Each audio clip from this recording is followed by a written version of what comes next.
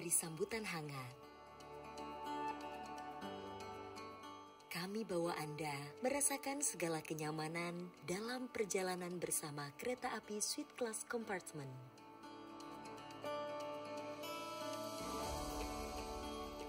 Nikmati semua fasilitas dan pelayanan terbaik dalam menghadirkan experience perjalanan kereta api yang menyenangkan.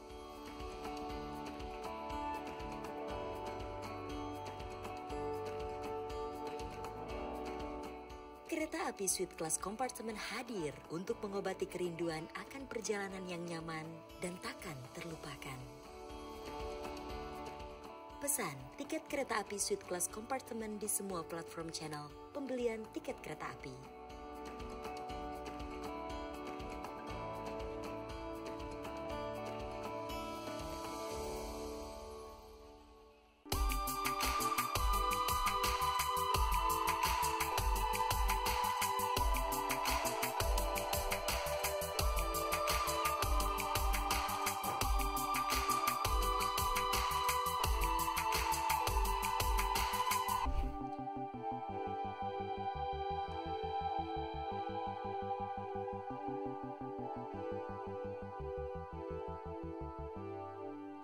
Oke, Assalamualaikum warahmatullahi wabarakatuh. Selamat siang Kota Kasablanka dan selamat datang di Jakarta Marketing Week 2024 yang berlangsung selama 5 hari dari tanggal 15 sampai 19 Mei di Grand Atrium Kota Kasablanka. Berjumpa dengan saya, Melati Ramekasari, akan memandu jalannya sesi kali ini dengan tema Futuristic Transportation and Logistics. Jadi nanti selama 1 jam ke depan bersama dengan panelis-panelis kita akan mendiskusikan terkait dengan masa depan industri transportasi dan logistik di Indonesia. Nah, karena kita pasti harus ngobrol sama expertnya, maka saya akan memanggil satu persatu para panelis kita. Yang pertama ada Bapak David P. Sirait selaku Direktur Utama PT Terminal Teluk Lomong. Silakan Pak, maju ke depan. Silakan duduk. Apa kabar Pak David? Baik ya, silakan duduk Pak. Oke, kemudian berikutnya adalah Bapak Fadli Hasan selaku Direktur Pelayanan dan Bisnis dari PT Transportasi Jakarta atau Transjakarta. Selamat siang Pak, silakan duduk. Oke, dan yang ketiga tidak kalah populer ya pasti. Bapak Yoga Birawa selaku Vice President of Passenger Transportation Sales PT Kereta Api Indonesia. Selamat siang Pak, apa kabar? Silakan duduk Pak di sebelah sini. Ya. Oke, jadi ini adalah panelis kita yang nantinya akan memaparkan kira-kira ke depannya industri transportasi dan logistik itu kan seperti apa. Nah, karena memang kita waktunya nggak banyak, tapi pasti materinya berbobot semua. Jadi saya persilahkan mungkin satu persatu untuk memaparkan materinya, mulai dari Pak David dulu ya. Boleh berdiri, boleh duduk Pak, yang paling nyaman buat Pak Davidnya. Silakan. Oke, terima kasih.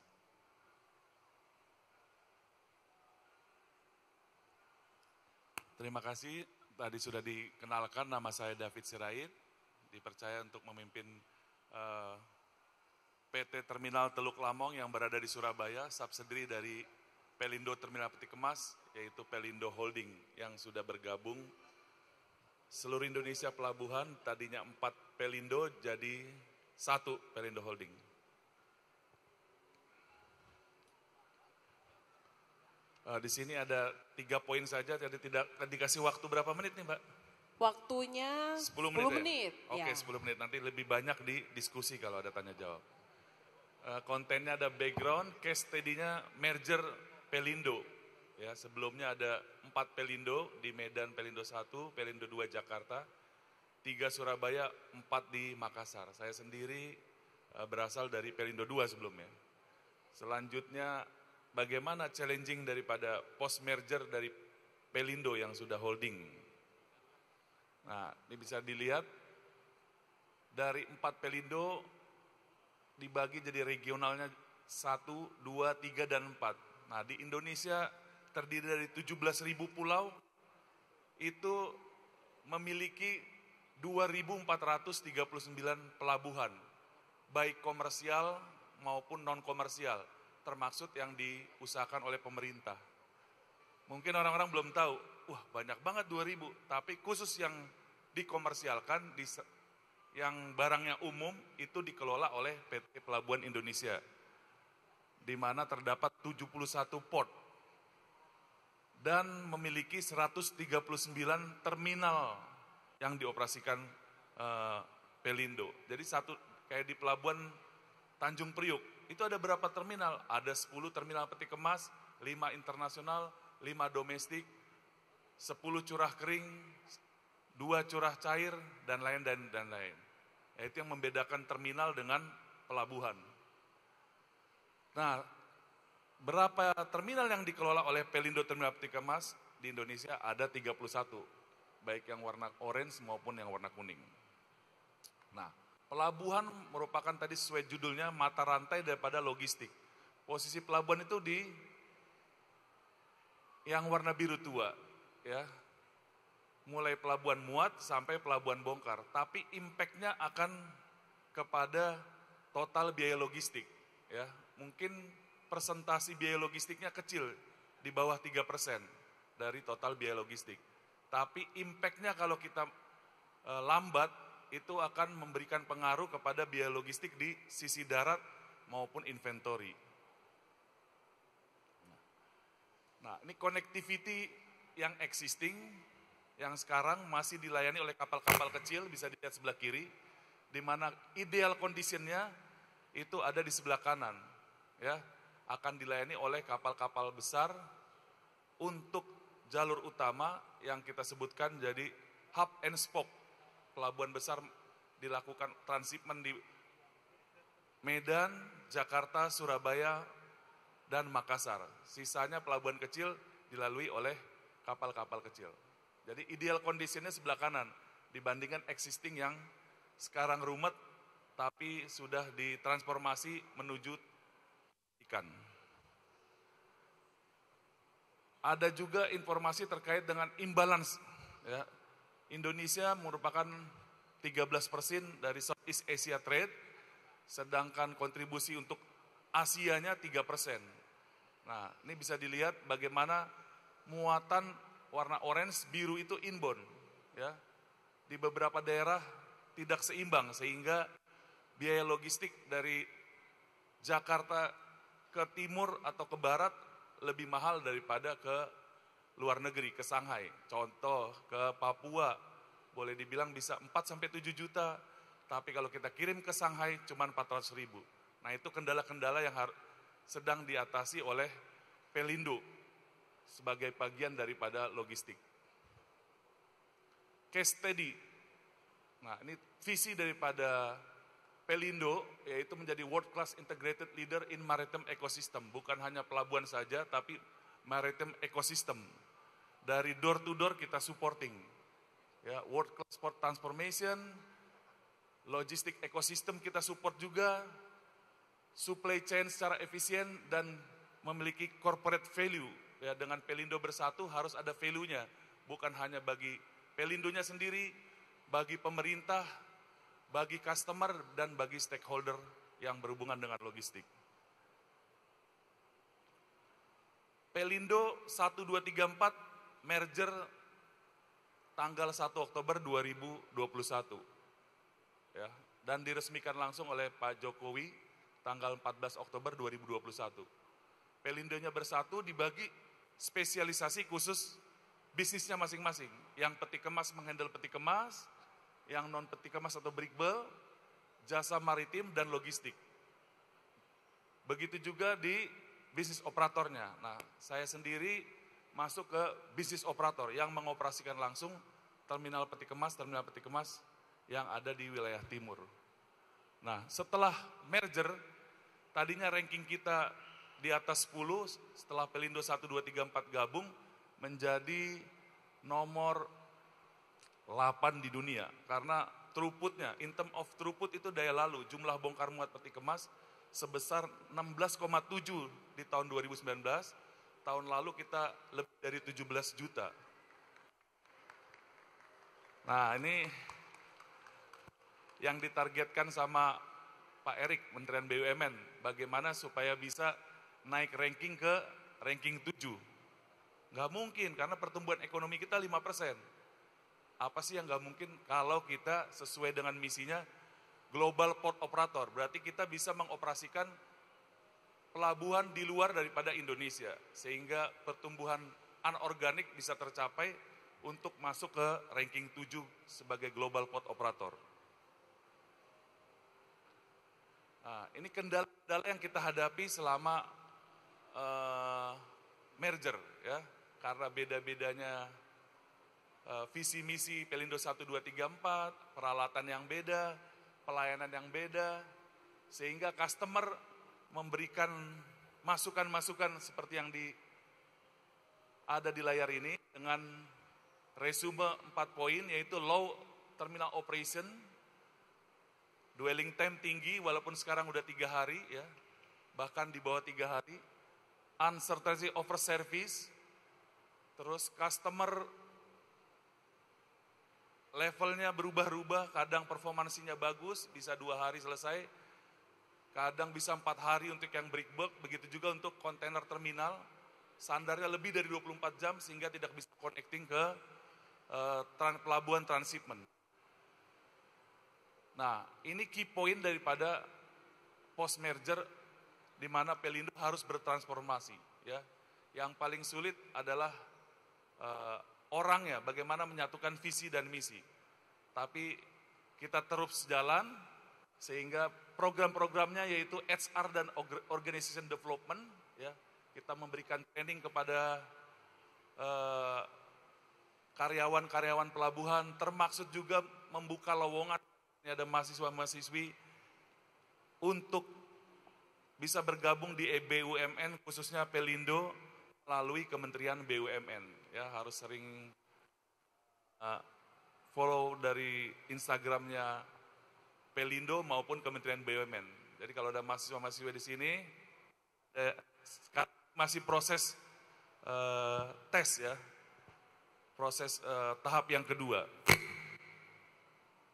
Bukan hanya dari HR juga, ada planning and control based business process, infrastruktur juga kita bangun, nanti kita lihat apa yang dibangun oleh Pelindo masuk ke dalam proyek strategi nasional, ya. Terminal Kijing di Kalimantan Barat, ya, tadi yang existing adalah pelabuhan sungai, akan dibangun deep sea port, pelabuhan laut yang bisa kapal generasi terakhir. Yang kedua, New Priuk Eastern Access, ya. Di Tanjung Priuk di Jakarta akan dibangun lagi akses langsung dari industrial langsung lewat di atas laut ke pelabuhan, di mana pelabuhan sendiri di atas laut dengan cara reklamasi maupun deck on pile. Yang ketiga di Kuala Tanjung di Sumatera Utara, dan yang baru saja diresmikan oleh Pak Menteri BUMN yaitu Bali Maritime Tourism Hub di Bali untuk mendukung pariwisata. Nanti part of tadi yang dicanangkan terkait dengan pariwisata kita. Jadi Pelindo juga ikut mensupport, ya, bagaimana orang asing datang, bagaimana passenger cruise datang kalau fasilitas pelabuhannya nggak ada. Nah, di Bali sudah kita sediakan untuk ukuran-ukuran kapal passenger cruise generasi terakhir. Nah, ini yang tadi kita sampaikan, bagaimana connectivity integration menjadi hub and spoke, di mana peran pemerintah juga ada di sini, yang dibilang tol laut, kita support. Kalau sudah komersialisasinya bagus, akan di handover ke Pelindo.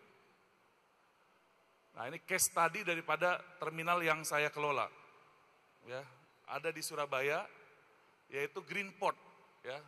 Kita mau bangun-bangun, tapi kalau ke depannya nggak mendukung daripada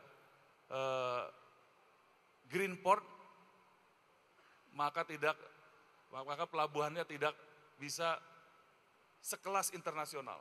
Mau dibilang sekelas internasional, kalau nggak Greenport, nah itu udah langsung di reject. Bagaimana untuk terminal Teluk Lambung? Bagaimana polisinya? Ada 7, ya. Kita lihat dari waste management, hazardous domestic, natural landscape, biodiversity, community development, dan air quality management. Nah, di Terminal Teluk Lamon apa sih yang udah dilakukan? Yard Operation System. Khusus di lapangan, itu di Teluk Lamong tidak ada orang sama sekali. Perpindahan peti kemas dilakukan oleh robot. Ya, kalau ada yang mau main ke Surabaya, mampir ke Teluk Lamong, itu yang memindahkan peti kemas, itu pakai AI ya. Alatnya langsung memindahkan traktor. Selanjutnya di gate pintu keluar masuk peti kemas juga tidak ada orang. Karena kita udah menekan teknologi AI juga termasuk OCR, Optical Character Recognition, untuk melihat kontainernya berapa, beratnya berapa, termasuk kerusakan-kerusakannya bukan manusia yang lihat, tapi sudah dengan AI. Yang ketiga di dermaganya, sehingga scoring kita baik energi manajemen maupun air quality management mendapatkan bintang 3, 81,18. Ya. Januari mendapatkan penghargaan dari Kementerian Perhubungan, Februari mendapatkan penghargaan dari Kementerian BUMN, dan akhir Maret kemarin mendapatkan penghargaan Green Port dari Global Port Forum untuk Terminal Teluk Lamong. Tepuk tangan dulu buat Pelindo Teluk Lamong. Nah, hasil transformasi yang dilakukan oleh Pelindo, yang paling penting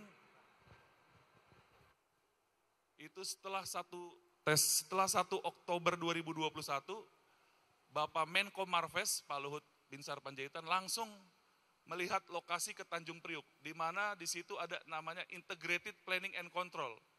Ya, bukan hanya mengontrol satu sisi terminal peti kemas, satu sisi laut saja, marine transport, traffic management, tapi digabung. Ya, sisi darat, akses dari darat, akses dari laut, termasuk akses terminal. Jadi keluar masuk peti kemas bisa direncanakan dan bisa dikendalikan, sehingga bisa diprediksi ya, kedatangan atau workload daripada flow peti kemas. Nah, apa yang disampaikan Pak Luhut sewaktu melihat fasilitas tersebut? Kurangi peti kemas transit di Singapura dan Malaysia yang memberikan biaya tambahan logistik tinggi, sehingga eksportir ada biaya tambahan sekitar 100 sampai 200 US dollar per boxesnya.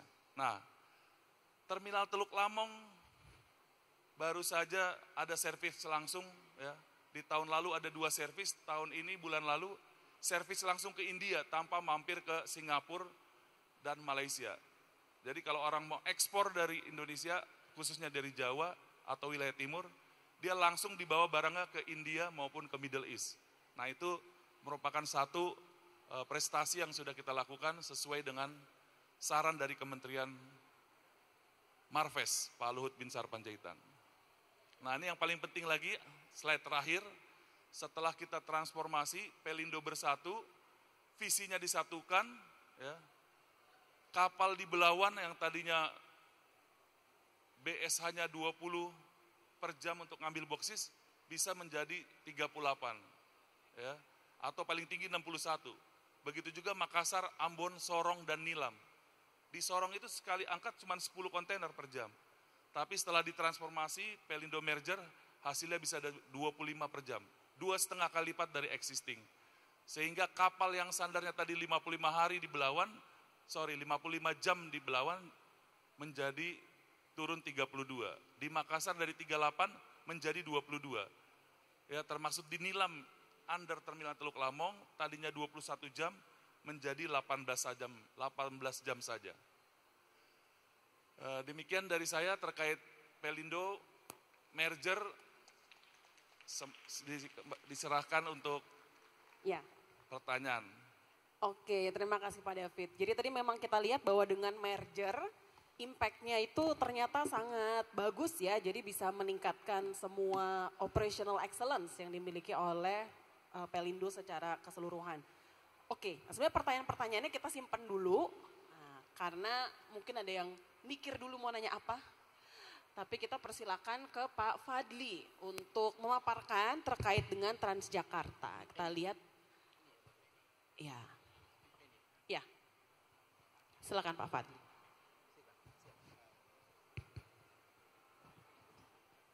Bismillahirrahmanirrahim. Assalamualaikum warahmatullahi wabarakatuh. Selamat siang Bapak Ibu semuanya. Saya Fadli dari Transjakarta. Ini jamnya pas jam makan siang Mbak Melati. Jadi pada ngantuk ya gitu. Oke, saya langsung Pak karena waktunya dibatasi cuma 10 menit.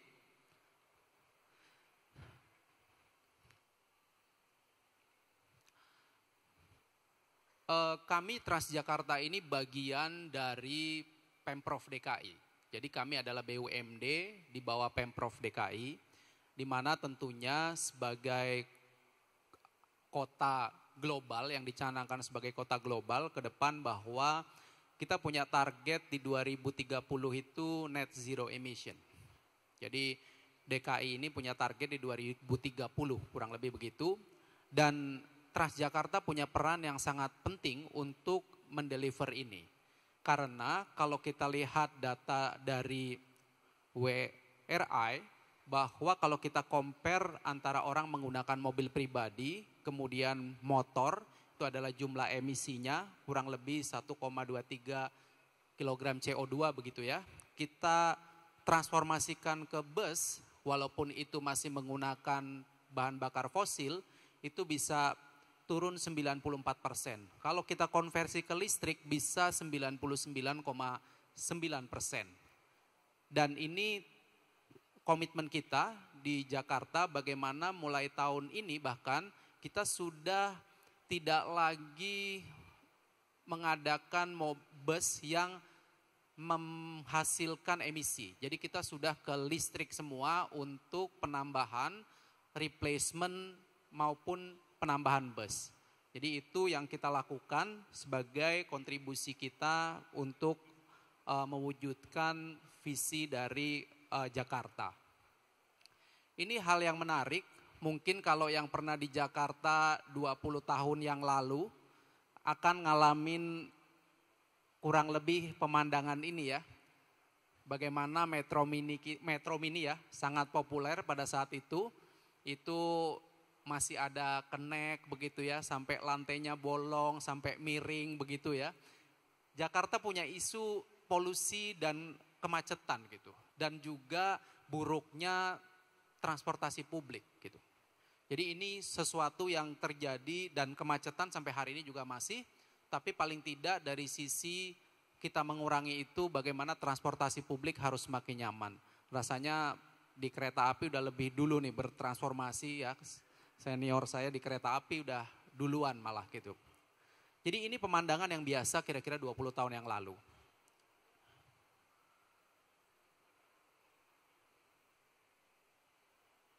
Nah, apa yang kita lakukan start 2004. 2004 itu kita kemudian dari kondisi yang seperti ini digambarkan, kita melakukan perbaikan operasional. Jadi kita kalau dulu orang kenal dengan istilah busway gitu ya, di 2004. Saya 6 bulan yang lalu ngobrol dengan Bang Yos sebagai pencetus busway pada saat itu. Koridor pertama itu Pondok Indah tuh, melewati Pondok Indah tuh. Itu luar biasa effortnya. Bayangin lewat Pondok Indah, jalannya dipotong sebagian begitu, protesnya luar biasa di media, ramenya bukan main. Tapi jalan terus pada saat itu. Dan sekarang mungkin kita merasakan manfaatnya salah satunya gitu. Jadi kita rubah mulai dari jalur, mulai dari perbaikan bus semuanya mulai di 2004 ya kurang lebih. Itu yang kita lakukan pada saat itu. Bagaimana merubah secara operasional cukup radikal pada saat itu. Kemudian kita terus bertransformasi dari mulai dulu hanya bicara operasional, kemudian kita bicara customer driven. Kalau dulu kita bicara berapa sih busnya, kemudian fokusnya ke operasional, kita sekarang berfokus kepada pelanggan kita. Jadi itu juga transformasi yang secara bertahap kita lakukan di Transjakarta. Nah, apa yang dilakukan? Bapak Ibu mungkin di beberapa industri tidak sekomplikated kita. Saya tuh menghandle voice of customer sebulan tuh 32.000. Dan netizen Jakarta ini kan tahu sendiri mewakili Indonesia paling kejam begitu ya kan. Jadi 32.000 sebulan, 24 jam operation kita. Jadi itu yang kita harus disupport oleh teknologi. Jadi kalau teman-teman yang di layanan publik 24 jam dengan skala sebesar kita pasti sangat merasakan bagaimana voice of customer ini menjadi hal yang sangat sensitif, apalagi Jakarta gitu. Jadi itu kita punya mulai dari call center, CRM, bagaimana passenger information system, kita terus melakukan perbaikan-perbaikan dari sisi digitalisasi. Dan tadi kalau disampaikan Pak David sudah mengarah ke AI dan lain-lain, kita mungkin sedang berproses ke arah sana Pak. Gitu. Jadi karena sangat kompleks sebetulnya di kita. Kemudian kita bertransformasi juga bahwa kita menjadikan transportasi publik ini sebagai gaya hidup. Itu yang sedang kita transformasikan. Jadi kalau Bapak Ibu lihat halte-halte kita sekarang seperti Bundaran HI, di Tosari, sekarang ini menjadi ikon-ikon yang orang kemudian datang untuk berfoto, untuk macam-macam kegiatan.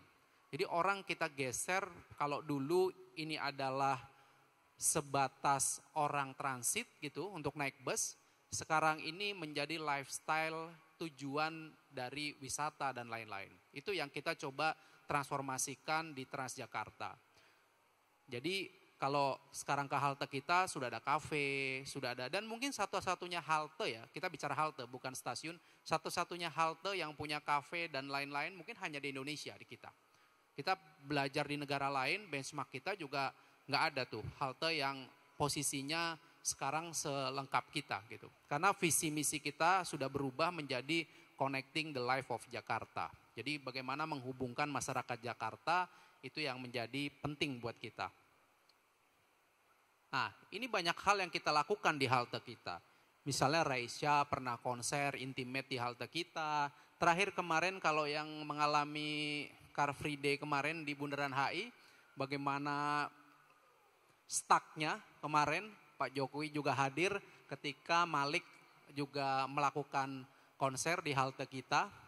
Kemudian juga ada fashion show dan lain-lain. Kita mulai mentransformasikan transportasi publik ini menjadi gaya hidup. Karena kita harus mendorong orang untuk mau pakai transportasi publik gitu. Jadi itu yang kita lakukan terus mentransformasikan mulai dari perbaikan operasional, customer driven, sampai kemudian menggeser buat transportasi publik ini harus jadi gaya hidup gitu. Itu yang terus kita dorong gitu.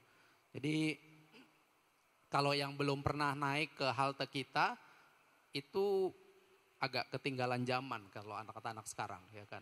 Tuh, ada ketinggalan zaman tuh Pak Jeki ya kan.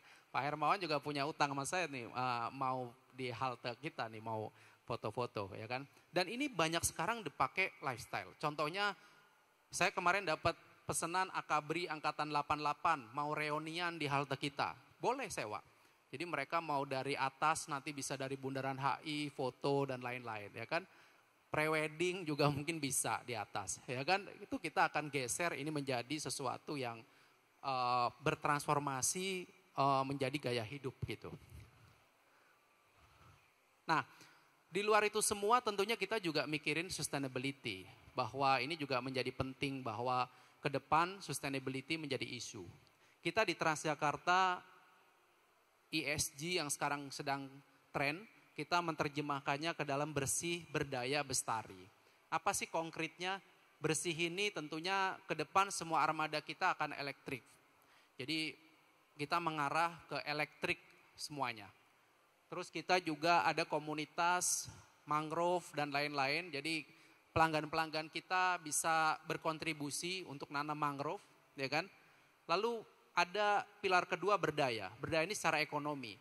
Kita memberdayakan UMKM. Jadi kalau UMKM di halte-halte kita, kalau mereka pasang tenan itu ada diskon khusus gitu ya untuk teman-teman UMKM. Kemudian kita sekarang ini menghandle 20 operator. Jadi ketika Transjakarta hadir, dulu masih ada Steady Safe, ada Kopaja, ada KWK dan lain-lain. Ini tidak mati mereka. Mereka kita ajak dalam satu ekosistem kita. Jadi mereka sekarang operator yang bekerja dengan standar Transjakarta, kurang lebih begitu. Dan mereka koperasi-koperasi ini jadi punya akses perbankan. Kalau dulu kan susah dapat perbankan gitu ya. Kemudian Bestari. Bestari ini sosial. Jadi sosial ini banyak hal-hal yang kita lakukan. Kita ada 13 golongan di Jakarta ini yang tarifnya Rp0. Jadi seperti lansia, teman-teman disabilitas dan lain-lain. Bahkan kita punya transcare yang 24 jam bisa dijemput ke rumah untuk teman-teman disabilitas. Kita jemput ke rumah, kita antarkan, itu kita punya armada itu di Jakarta ini. Ada 13 golongan yang bahkan Rp0 di Jakarta. Jadi itu juga bagian dari sosial pilar Bestari kita. Jadi itu yang kita lakukan di Transjakarta. Nah, sekarang posisi kita di mana? Sekarang kita sudah 1,2 juta per hari, Pak. Jadi satu hari itu kita sudah melayani pelanggan 1,2 juta. Dan itu luar biasa effortnya, 24 jam kita sekarang ini. Jadi kita punya coverage area 89%. 89% itu artinya warga DKI 89% dari rumahnya dia jalan 5 menit itu harusnya ada akses transportasi kita. Gitu. Kita akan kejar terus, kita punya 4.700 armada sekarang ini, kemudian halte 236, bus stopnya 7.500. Jadi kalau ada yang sekarang merasa rumahnya kok belum ada akses nih Transjakarta, baik Mikrotrans dan lain-lain, bisa report ke kita, lapor ke sosial media atau channel kita, nanti kita akan survei, kita akan lakukan bisa saja penambahan rute atau penambahan bus stop di area tersebut. Karena kita terus berkomitmen untuk supaya warga Jakarta punya akses terhadap transportasi publik. Jadi ini pencapaian-pencapaian yang sekarang ini sudah kita capai dan di 2021 Jakarta juga berhasil mendapatkan Sustainability Transport Award pada saat itu. Dan kontribusi Transjakarta cukup besar di angka 1,2. Mungkin pertanyaannya berapa targetnya? Kalkulasi kita kalau Jakarta ini pengen gak macet kita mesti 4 juta. 4 juta per hari. Orang mesti berpindah ke transportasi publik baru kita mungkin agak sedikit tidak macet gitu.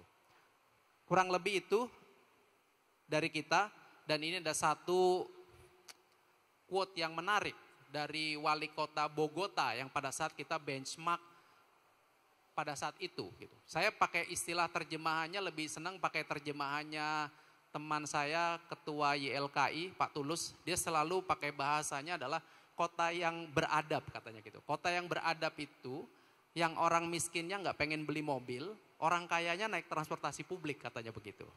Jadi itu penerjemahannya Pak Tulus tuh, dia selalu ngomong ke saya gitu. Jadi kota yang beradab tuh patokannya gitu Pak Fadli. Orang miskinnya nggak pengen beli mobil, orang kayanya naik transportasi publik. Itu baru namanya kota beradab. Kurang lebih itu yang ingin saya sampaikan. Selamat siang semuanya. Wassalamualaikum warahmatullahi wabarakatuh. Waalaikumsalam warahmatullahi wabarakatuh. Terima kasih Pak Fadli. Yaitu kita tunggu-tunggu banget ya Pak, apalagi kalau misalnya setiap hari area saya ke kantor itu daerah yang super macet banget gitu. Ya semoga bisa tercapai ya cita-cita tadi. Oke, tidak ketinggalan karena ada satu panelis lagi yang akan melengkapi ya. Tadi kita dapat kacamata dari sisi pelabuhannya, kemudian kita dapat kacamata dari Transjakartanya. Nah sekarang dari Kereta Api Indonesia. Kita persilakan Pak Yoga untuk memberikan pemaparannya. Silakan Pak. Baik, terima kasih. Saya Yoga dari KAI. Jadi temanya adalah kereta api masa depan itu kan seperti apa sebenarnya. Jadi ini ada sekilas tentang growth ya, pencapaian kereta api 10 tahun terakhir. Saya perbandingkan di sini volume penumpang dan volume barang. Sebenarnya kereta api itu secara bisnis ada 3. Kita punya 3 core bisnis, angkutan penumpang, angkutan barang, dan pengusahaan aset. Angkutan penumpang sebenarnya dari sisi volume maupun pendapatan kita masih di bawah angkutan barang. Tetapi karena penumpang ini adalah yang kita layani orang, jadi ini yang menjadi etalase PT KAI yang paling banyak disorot oleh masyarakat. Kita tumbuh terus dari sejak 2013 dan tidak pernah turun kecuali kemarin.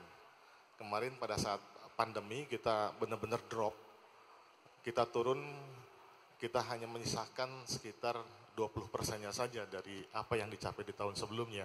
Karena memang ada beberapa pembatasan, ada PPKM, ada social distancing, sehingga kapasitas angkut juga sangat-sangat jauh berkurang.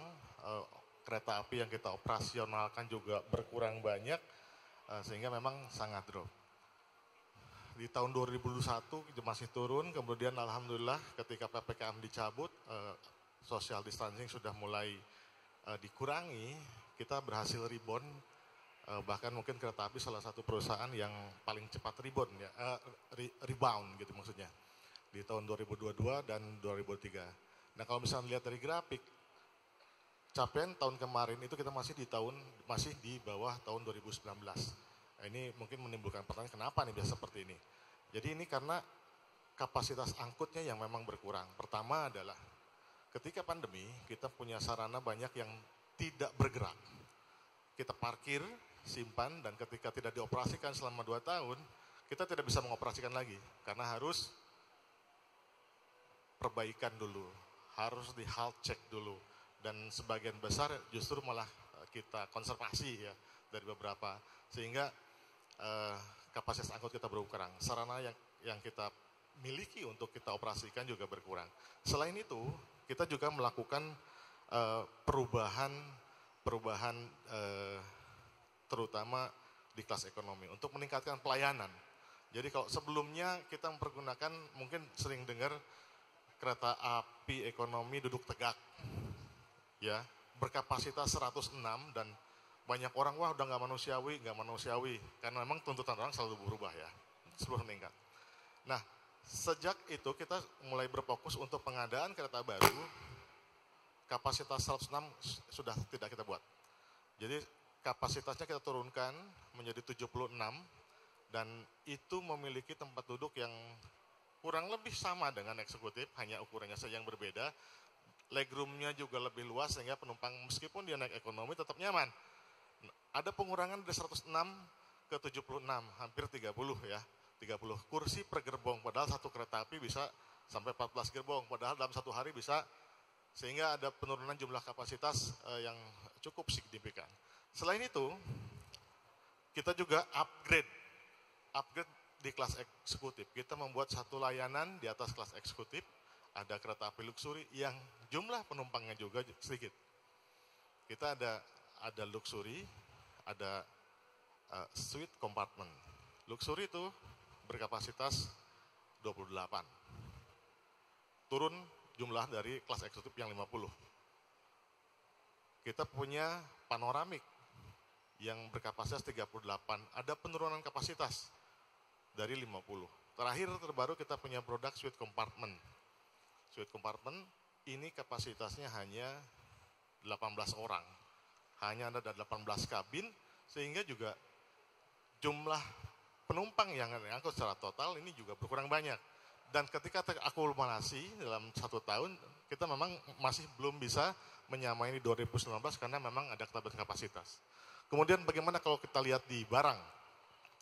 Di angkutan barang ini alhamdulillah blessing buat kita di 2021 ketika melewati pandemi, sehingga kita tidak ada pengurangan karyawan, tidak ada gaji yang dikurangi, tidak ada, alhamdulillah kita bisa melewati dengan dengan smooth selama masa pandemi karena memang ditunjang dengan pendapatan dari angkutan barang.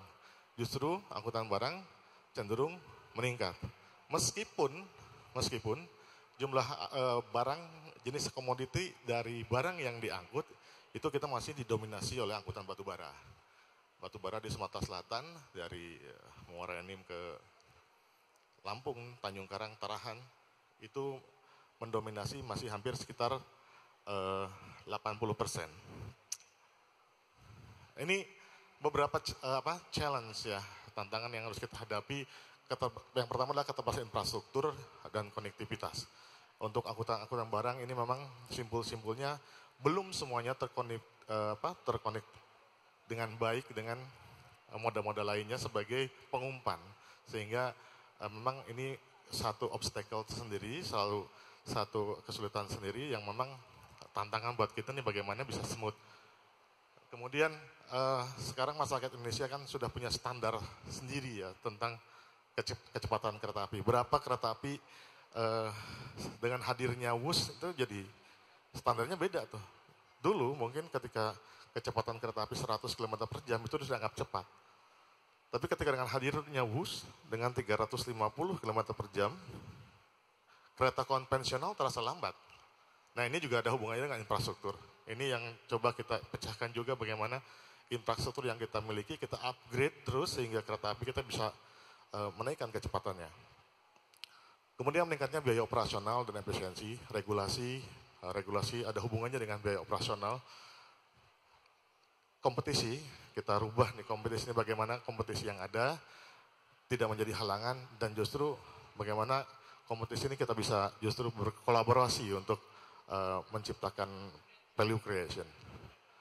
Ini opportunity for growth and improvement yang kita miliki, pertumbuhan jumlah penduduk, tentu ini adalah blessing, karena bagaimanapun ini adalah potensi pasar yang bisa kita raih. Pengembangan wisata dan kebudayaan angkutan regional juga ini menjadi faktor yang bisa kita harapkan untuk meningkatkan okupansi. Karena semakin banyak destinasi yang bisa dijadikan tujuan oleh penumpang untuk bepergian dengan tujuan leisure ya. Pertumbuhan e-commerce dan permainan logistik juga ini ceruk pasar baru gitu ya, yang timbul dengan tumbuhnya ini satu peluang bagi angkutan barang untuk bisa memaksimalkan ini. Beberapa inisiatif pemerintah juga menjadi apa yang bisa kita raih. Di Sulawesi kita udah dioperasikan dari Maros ke Baru dan terakhir diperpanjang sampai Garonggong. Kemudian ada kawasan industri terpadu untuk angkutan barangnya di Sumatera Utara ya, di Seimangke. Infrastruktur dan perkembangan teknologi juga ini yang kita manfaatkan sekali nih. Manfaatkan sekali bagaimana ini bisa meningkatkan pelayanan kepada masyarakat, memberikan efisiensi bagi operasional perusahaan. Ini strategic roadmap kita ke depan. Kurang lebih upgrading sarana. Tadi upgrading sarana beberapa lintas kita sudah upgrade sehingga bisa kecepatan 120. Dan tahun ini insya Allah mudah-mudahan lancar kita akan mulai menguji cobakan kereta Jakarta-Jogja waktu tempuhnya 5 jam. Jadi kalau yang sebelumnya masih 6 jam 15 menit kita akan turunkan, naikkan kecepatannya, turunkan waktu tempuhnya menjadi 5 jam. Mudah-mudahan ini bisa lebih diterima oleh masyarakat dan mungkin bisa menjadi pilihan transportasi yang menarik gitu ya pada rute Jakarta-Jogja ini. Teknologi untuk efisiensi dan pelayanan pastinya ini kita pakai terus, partnership tadi, kolaborasi dengan mitra-mitra strategis, fokus pada customer experience dan digital services. Yang selanjutnya adalah sustainability. Ini adalah program-program strategi ke depan. Ini saya ada video sedikit apa yang sudah kita lakukan. Ini Satya Nadella kemarin di So they used the GPT vision model to be able to build that. Had a chance to see the railways. KAI use, I think it's called Hello Neelam. That was the bot they built. It was just very, very cool. Perkenalkan, Nilam, asisten virtual canggih berbasis ChatGPT yang akan mengubah cara Anda berinteraksi dengan teknologi. Dengan kecerdasan buatan yang ditingkatkan dan kemampuan bahasa alaminya, asisten ini siap membantu Anda untuk mendapatkan informasi seputar kereta api. Mulai dari ketersediaan tiket, jadwal kereta api, informasi fasilitas stasiun, layanan anak perusahaan, dan informasi lain. Halo Nilam. Halo, selamat sore. Perkenalkan, saya Nilam, siap membantu Anda memberikan informasi yang Anda butuhkan. Yuk kenalan sama teknologi Face Recognition Boarding Gate-nya KAI yang akan menghadirkan pengalaman perjalanan baru kepada pelanggan. Nggak perlu lagi mengeluarkan tiket fisik atau kartu identitas, karena sistem ini akan mengidentifikasi kita secara akurat melalui scan wajah yang cepat dan presisi. Keamanan merupakan prioritas utama. Sistem Face Recognition Gate Dirancang dengan teknologi keamanan tinggi untuk mencegah penggunaan identitas palsu. Data wajah kita akan dienkripsi dan dijaga sesuai dengan standar privasi yang ketat. Tes. Baik, itu beberapa yang kita lakukan di belakangan ini. Yang pertama Nilam, ada beberapa stasiun besar. Ini adalah customer service virtual. Sebenarnya ini untuk memecah antrian supaya orang nggak terlalu antri yang datang di customer service on desk gitu ya. Dia bisa diajak ngomong, dia bisa ditanya apa saja terkait kereta api. Bahkan selain kereta api juga dia bisa menjawab karena kita sudah mempergunakan OpenAI, meskipun ada beberapa keyword yang kita proteksi ya, no sara lah intinya. Kemudian juga face recognition ini sudah jalan, kita sudah deploy di 10 stasiun, tahun ini juga akan penambahan 12 stasiun lainnya, sehingga nantinya semua stasiun akan dilengkapi dengan FR, semua penumpang kita tervalidasi, WNA kita validasi ke Dukcapil, dan untuk, WNI kita validasi ke Dukcapil, kemudian yang untuk WNA-nya on progress, sedang dilakukan kerjasama dengan imigrasi untuk dilakukan validasi juga, sehingga semua penumpang tervalidasi. Demikian mungkin dari saya, waktu sudah habis, terima kasih. Assalamualaikum warahmatullahi wabarakatuh. Waalaikumsalam. Terima kasih Pak Yoga atas pemaparannya. Jadi kita lihat tadi memang sudah ada banyak hal yang dijalankan oleh masing-masing perusahaan dengan melihat tantangannya apa dan apa yang dilakukan. Nah ini aku penasaran, pengen nanya satu persatu terkait tantangan dulu nih. Mungkin ke Pak David dulu. Kalau kita ngomong tentang bisnis di sekitar bisnis pelabuhanan, Terminal Teluk Lamong ini, itu kan kalau misalnya kita mau meningkatkan throughput, katakanlah itu pasti akan relate dengan perkembangan hinterland-nya. Nah itu apakah ada strategi yang bisa dilakukan untuk bisa mendorong hinterland-nya lebih aktif lagi? Apakah ada partnership yang dilakukan gitu supaya kita juga bisa jemput bola gitu?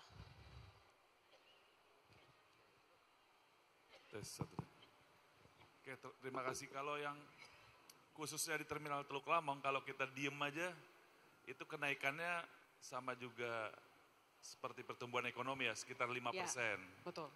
Namun karena kita, ini sesuai dengan bukunya Pak HK juga nih, Operational Excellence, yang betul. udah kita terapkan mulai dari tahun lalu, ya, Operational Excellence dan Commercial Excellence.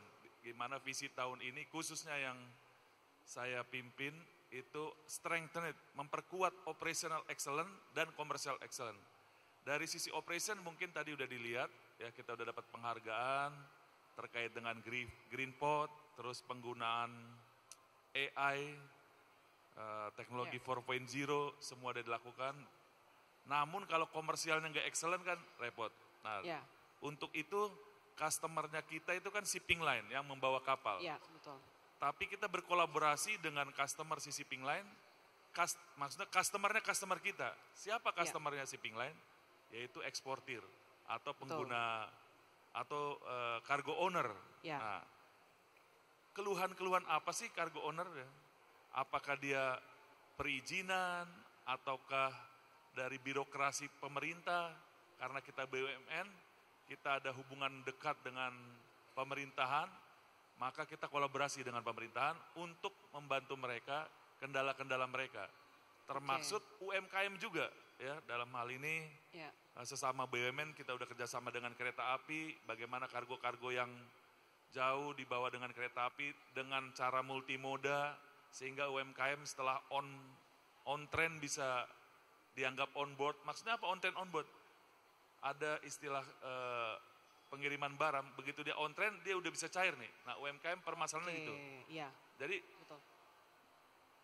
Program kita kerjasama dengan BUMN, itu BUMN Group, itu untuk UMKM ada, untuk konsolidasi khususnya yang di Jawa Timur. Itu sedang digunakan dengan tidak perlu investasi yang besar-besar, tapi aset-aset di grup BUMN yang bukan idle ya, yang penggunaan atau utilitasnya kecil, itu kita saling informasi. Nanti menggunakan harga paket sehingga membantu baik UMKM maupun kargo konsolidasi untuk diekspor langsung. Nah itu kita udah buktikan. Nanti malam datang new service kapal Wanhai 309 direct ke India dan subkontinen termasuk Middle East. Nah itu kargo-kargo yang di Indonesia Timur, charcoal, kayak kelapa dan lain-lainnya, itu kita bisa bantu terima di transit di Surabaya dalam hal ini Teluk Lamong untuk diekspor langsung tanpa transit Singapura dan Malaysia dengan kemudahan atau koordinasi stakeholder yang kita bantu baik untuk cargo owner maupun si shipping lainnya sendiri. Oke, nah berarti kalau kita lihat memang ada 3 hal utama ya Pak, jadi kita harus go beyond dan ketika kita tahu customer yang ada di sepanjang supply chain itu siapa saja ya kita harus bisa menyentuh mereka sampai ke ujung. Jadi kita tahu permasalahan mereka apa, tadinya dalam hal ini cargo ownernya. Kemudian kita juga bisa mengetahui strength kita dan memanfaatkannya. Tadi sinergi BUMN itu kan berarti sangat bermanfaat ya di sisi ini untuk kita bisa memberikan solusi bagi customer-customer kita tadi, cargo owner. Tanpa investasi besar-besar. Jadi iya, kalau sinergi jadi BUMN, lebih efisien gitu ya. aset yang ada kita gunakan, kita manfaatkan maksimalkan. Gitu. Jadi utilisasinya juga lebih tinggi ya, asetnya lebih produktif gitu dibandingkan kalau misalnya masing-masing BUMN bekerja sendiri-sendiri gitu ya. Oke, itu jawaban dari Pak David. Nah aku pengen tanya ke Pak Fadli. Ini kan kalau misalnya kita ngomong transportasi di Jakarta itu kan memang harapannya bisa integrated itu satu sama lain gitu. Tapi sebenarnya masing-masing perusahaan pun saling berkompetisi gitu ya. Karena bisa jadi segmennya orang-orang yang mungkin tidak terlalu beda jauh. Nah kalau dari Pak Fadli sendiri menghadapi kompetisi ke depannya seperti apa Pak antar mode transportasi? Ya ini menarik sih. Sebetulnya kalau kita sebagai BUMD atau BUMN itu kan separuh kakinya di pemerintah, separuh kakinya korporasi bisnis, betulnya begitu. Memang seperti di Jakarta saja kita kan ada MRT, ada LRT, kemudian ada juga sebetulnya KAI gitu ya. Nah pemerintah ini memang sekarang ini mencoba mendesain semuanya terintegrasi. Jadi kalau kita lihat misalnya Cawang Cikoko tuh. Cawang Cikoko tuh integrasinya ada Transjakarta, ada LRT, ada KRL yang ke Bogor misalnya begitu. Kemudian ini lagi akan dibangun di Manggarai juga akan terintegrasi semuanya termasuk Duku Atas segala macam. Karena memang kalau bicara tadi ditanya saingan enggak? Sebetulnya konsepnya tidak begitu. Yang tadi saya sampaikan bahwa Jakarta ini akan tidak macet kurang lebih kalau 4 juta ridership-nya tercapai. Itu mendekati tidak macet. Dan itu harus digotong bareng sebetulnya. Ada Transjakarta, ada MRT, ada LRT, ada KAI juga sebetulnya di dalam konteks kita mobilitas ya, mobilitas orang. Jadi itu sebetulnya konsepnya kita sinergi sebetulnya. Tapi rasanya pada akhirnya kebutuhannya memang beda-beda. Kayak kita punya mikrotrans kita itu kan diciptakan sebagai first mile, last mile. Jadi itu masuk ke komplek-komplek, kalau dulu angkot ya, gitu. Sekarang kita sebutnya mikrotrans, itu masuk ke jaringan-jaringan angkot yang sebetulnya tujuannya orang dari rumah naik itu, nanti dia bisa ke halte Transjakarta atau dia bisa berhenti di stasiun sehingga dia bisa melanjutkan ke jarak yang lebih ini.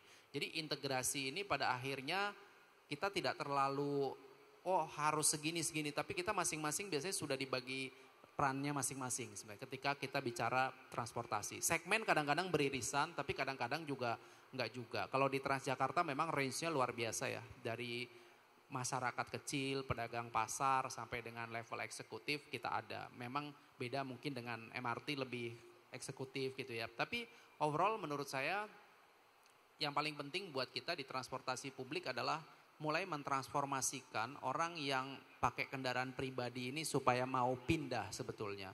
Itu yang sebetulnya menjadi hal yang kritikal yang sekarang ini sebagian sudah tapi masih lebih banyak yang belum sebetulnya begitu. Jadi itu yang kita lebih baik berkompetisi bagaimana memindahkan itu sebetulnya dari sisi kami bagaimana mengelola bisnis ini. Sebenarnya begitu sih gitu. Oke, berarti behavior switching ya, itu kayaknya perlu studi lebih lanjut tuh Pak ya, harus banyak riset, nah nanti Markus bisa bantu di sana.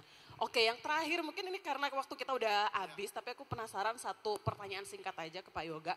Kalau KAI juga pasti kompetisinya jauh lebih ketat gitu, ada transportasi udara, darat aja bisa dengan macam-macam ya, bis juga udah mulai meningkatkan kenyamanannya. Nah kalau di Pak Yoga sendiri gimana strateginya Pak, secara singkat? intinya kita memberikan pilihan lah ke masyarakatnya mau pakai apa itu preferensinya masing-masing. Tapi yang pasti kita lakukan adalah bagaimana kita bisa memberikan pelayanan yang prima dari mulai orang mudah beli tiket, gampang ke stasiun, gampang proses boardingnya, di stasiunnya juga tersedia berbagai fasilitas, pengalaman di atas kereta apinya juga menyenangkan, turun sampai ke tempat tujuan juga transportasinya mudah. Jadi itu yang kami kembangkan, satu ekosistem yang bisa memberikan kemudahan dan kenyamanan sehingga orang mau naik kereta api. Kurang lebih seperti itu. Jadi pre, during, post Ya, experience-nya semua dijagain sama KAI. Yes, Wah, betul. mantep ya jawaban-jawaban dari ketiga panelis kita yang luar biasa ini. Jadi ya sayang sekali waktunya singkat gitu ya. Dan mungkin sebelum kita tutup, kita juga mau memberikan apresiasi kepada bapak-bapak sekalian. Kita ada sertifikat dan juga ada majalah marketeers ya, nanti yang mau diberikan. Oke, mungkin dari kita persilakan Bapak Jeki Musri untuk memberikan penghargaan. Pelan-pelan Mas Jeki, awas. Nah ini kita foto satu-satu dulu.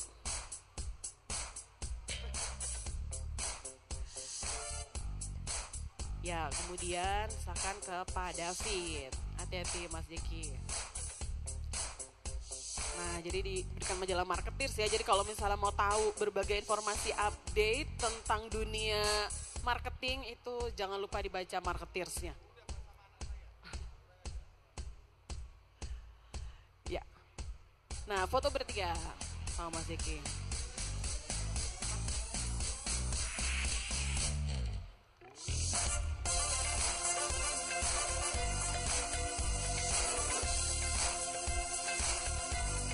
Oke, terima kasih Pak Yoga, Pak David, dan Pak Fadli.